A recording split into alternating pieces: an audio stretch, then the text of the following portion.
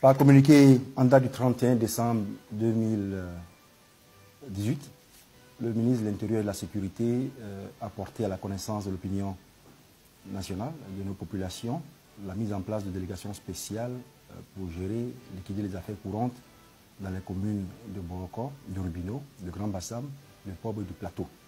Il est du devoir de l'administration d'expliquer aux populations le sens de cet acte, mais également les conséquences.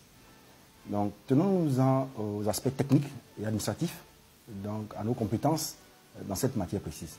Qu'est-ce qu'une délégation spéciale?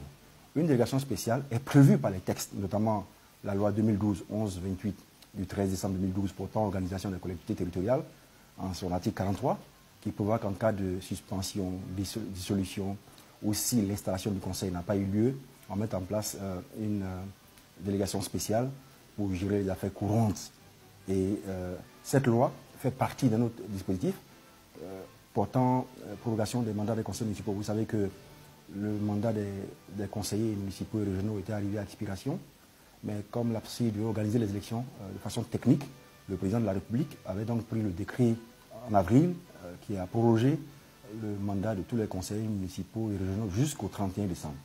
Donc par le fait combiné de cette loi et du décret, les mandats en cours des différents conseillers ne sont plus valables. Qu'est-ce que ça veut dire en termes concrets? Ça veut dire que les actes de naissance, les contrats, les actes de décès, les actes de mariage, tous les engagements passés par les conseillers qui avaient jusque-là cette charge, donc tous ces actes-là ne sont pas administrativement et juridiquement valables. Donc la délégation spéciale est une délégation qui est mise en place pour liquider les affaires courantes le temps que s'installe le conseil comme le prévoit la loi. Nous avons déjà procédé à l'installation de 11 conseils municipaux sur les 13 que compte le département d'Abidjan.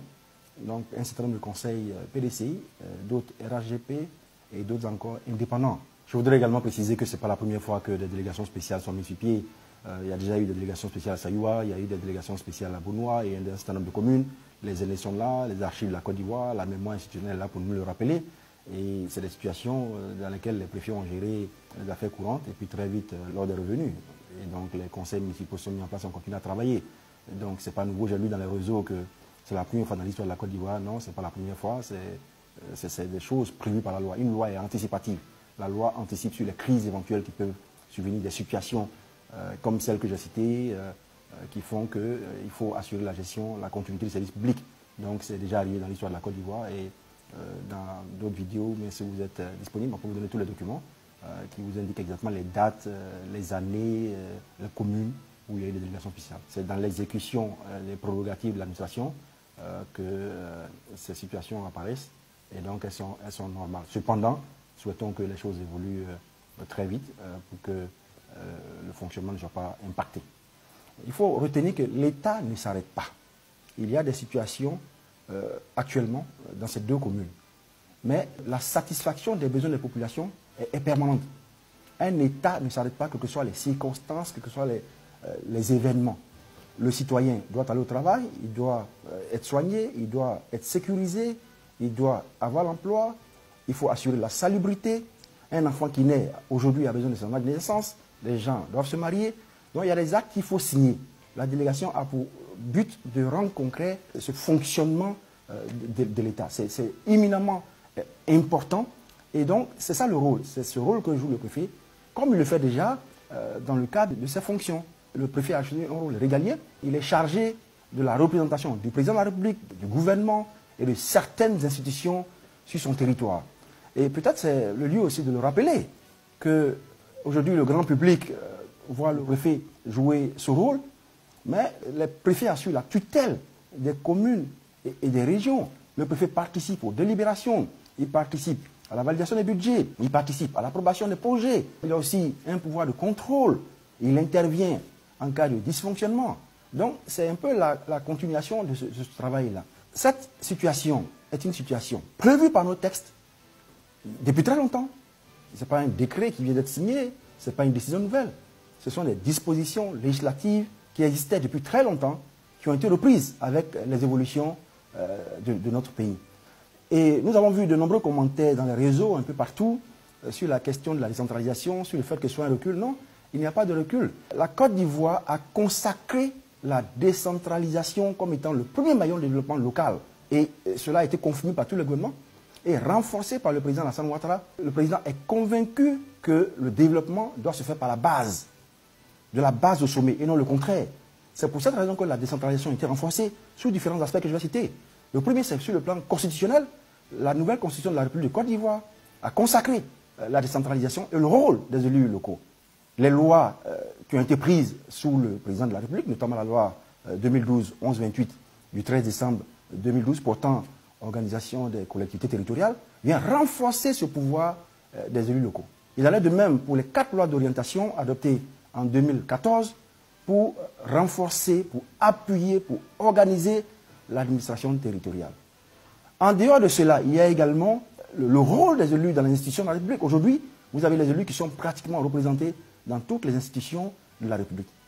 Et un aspect très important, c'est les projets de développement, les initiatives gouvernementales qui s'articulent aujourd'hui autour des élus, qu'ils soient conseillers municipaux, conseillers régionaux, qui montrent l'engagement du gouvernement ivoirien à appuyer le développement local. Et bien sûr, il y a aussi un aspect qui est très important, ce sont les surfaces financières des communes et des régions qui deviennent de plus en plus importantes parce qu'il y a des défis de développement, il y a des ressources conférées aux communes, il y a aujourd'hui un spectre de taxes et de possibilités pour une commune d'amorcer le développement local. Et enfin, on voit aujourd'hui que la décentralisation prend un essor parce que les élus sont un peu partout, ils tissent des partenariats, ils font des formations et ils impulsent un développement réel à leur commune. Donc, c'est donc un acte de gestion courante qui va se régler très rapidement. Les préfets ont beaucoup d'attributions, ils ont beaucoup de choses à faire et un préfet ne peut pas se substituer à un élu local parce que l'élu local possède de la volonté d'assurer une légitimité, de conférer des pouvoirs. Que la population dise, nous avons choisi un élu, celui-là, nous lui faisons confiance pour gérer. Et c'est pour cette raison que les élections sont organisées. Mais la situation qui prévaut dans ces deux communes est préjudiciable aux populations et à tous ceux même qui pensent que ce n'est pas normal parce qu'à partir du 31 décembre, tous les actes de naissance ne peuvent pas être signés. Tous les contrats, toutes les situations, le fonctionnement. Vous allez voir peut-être des immondices, des ordures. Donc il faut pallier à ça. Et c'est pour cette raison qu'on prend une délégation spéciale qui est encadrée par la loi. La délégation spéciale ne se substitue pas. On ne peut pas le délégué spécial, qui joue le rôle de maire intérimaire, ne peut pas engager de dépenses d'investissement. Il gère les salaires, il gère le fonctionnement courant, il signe les actes, et il ne peut même pas adopter un budget parce qu'il fonctionne au 12e provisoire.